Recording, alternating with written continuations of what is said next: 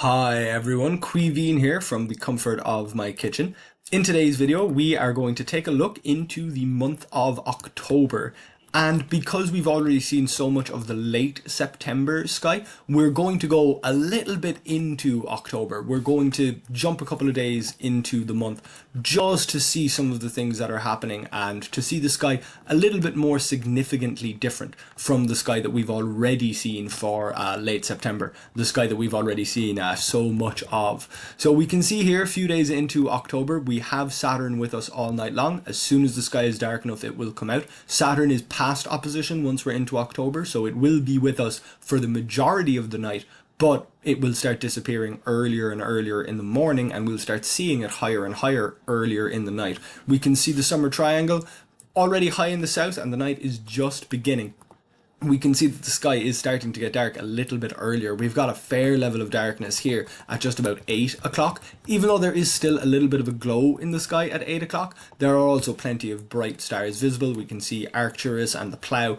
Plenty of interesting and bright stars are already up, and we are going to start seeing more and more of those wintertime constellations coming up earlier and earlier in the night. So the moon very, very close to Saturn here on the 5th. As we move later into the evening, they should continue getting closer, but they might set before they reach their closest point in the sky. They might set for us here in Ireland before they reach the closest that they're going to get somewhere. It seems like that was very nearly the closest they were going to get, so we'll get rid of the ground and follow them a little bit more closely just to make sure. But it does seem like, yeah, we can see their paths diverging just about there, and the moon starting to get further away from Saturn again. So it looks like their closest is just around there, just a little bit after midnight on the 6th. We're going to move ahead another day to the 7th, because this is going to bring us up to the full moon. Of course, we are here very, very early in the morning of the 7th. The moon is 99.9% full.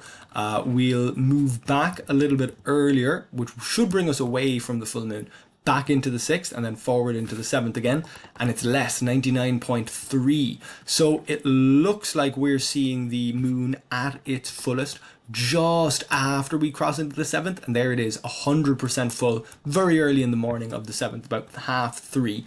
It's completely dark, there's no trace of the sun there at 3:30 in the morning, and we can see some of the more famous constellations like Gemini, Orion, Taurus, and we can see Sirius, the brightest star. Jupiter is already there.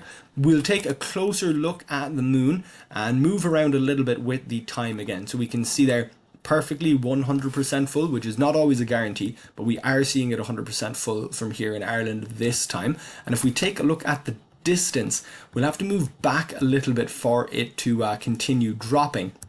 But we can see there that the moon is, when it's pretty close to 100% full, pretty close to 350,000 kilometers away from us instead of 400,000 kilometers away from us. We can see the closest it's getting there is around 357 and change thousand kilometers away from us, which is closer, close enough for people to call it a supermoon. So we have this 100% full supermoon coming up on the 7th, but it will be closer to 100% full if you stay up the night of the 6th into the 7th. There is something else interesting coming up with the moon around these dates, and it was suggested to me by a commenter on YouTube, so thank you for that.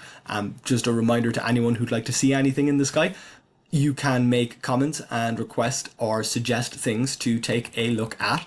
Here we have the moon moving in front of the Pleiades. So the moon from this angle, from here in Ireland, it isn't perfectly occulting the Pleiades, but it's definitely blocking out some of them. It's definitely blocking out a portion of the Pleiades. So from other locations on Earth, this would almost certainly change. So let's just see if we can get it to line up a tiny bit better by changing locations. Unfortunately, the software doesn't seem to want to let me do it, but this would look slightly different from other latitudes because the moon is so close to us, and of course the Pleiades are so much more distant, much more of a background object. But we can see that occultation happening there very early in the morning.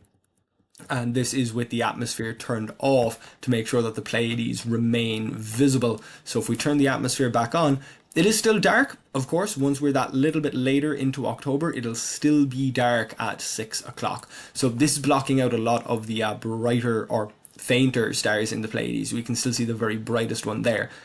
But if we move through time, we'll see the moon moving away from them and moving back over them.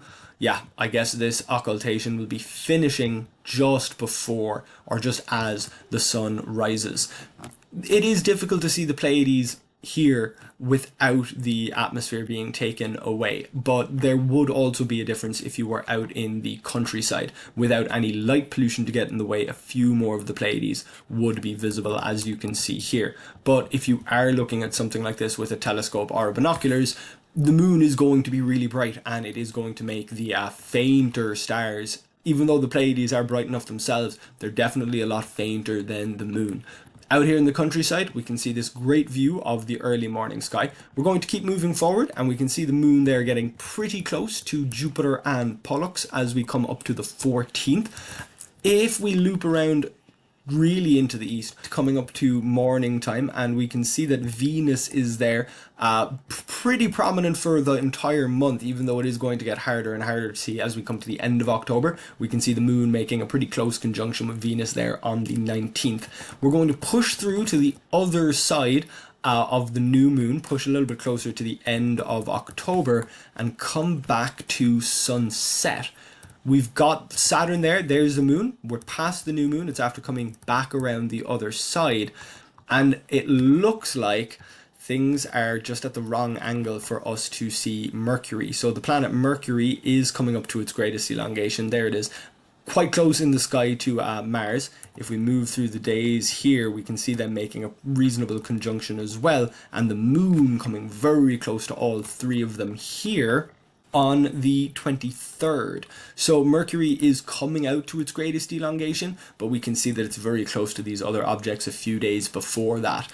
And as we can tell with the angle here, that's certainly not going to be visible to us here in Ireland. Even if we pull things up a little bit, by the time everything's above the horizon, it's just too bright, and by the time it's dark enough, they're under the horizon. So for this one, we are going to hop down to a lower latitude. We might as well go pretty low. We'll come all the way down to here. This is still pretty far off the equator. This is still pretty far off the equator, but it's close enough that we're going to see these things higher in the sky. And here we go. So they're still only visible in twilight here.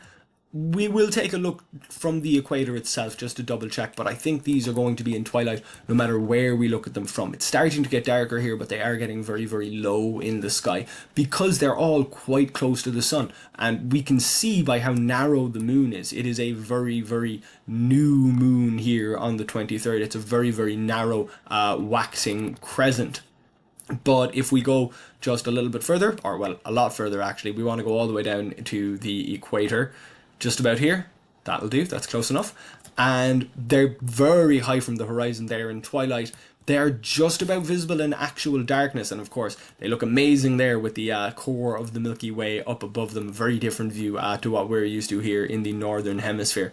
But taking a closer look, they are reasonably spread out, but they are all there in a row, Mars, Mercury, and the moon. So definitely something that is only going to be achievable from lower latitudes. We're not going to get to do that from up here in Ireland. But we will still have the moon passing by at the beginning of the month. If we come all the way back around, we have the moon passing past Saturn here on the 5th. We have our full supermoon coming up on the 7th. Of course, as I mentioned, just past midnight on the 6th, just going into the 7th, is when the moon will be at its fullest. Not necessarily its closest to us, but definitely its fullest. And then we've got this occultation of the Pleiades just really at its best just before the sun rises there on the 10th. And then the moon will continue making some pretty close passes with Pollux and Jupiter there on the 14th, and then all the way through to reasonably close to Venus there on the 19th and 20th until it comes back out the other side to get close to Mars and Mercury. So the moon is really, I guess, one of the more interesting things in the sky for October, where the moon is, how close it's getting to all of these different things in the sky. Of course, there are changes to the constellations that we're going to see, especially once we get later in the month, but we're going to take a look at that in a different video a little bit later in the month, once we're into October itself. But I hope you get to see those upcoming things. I hope that you enjoyed this video. If you did, please do like it. If you like this kind of content, then please subscribe to this YouTube channel. And you can also check out my website, queebeanscontent.ie, where you'll find this information written down. Thank you very much for watching, and hopefully I'll see you back here next time.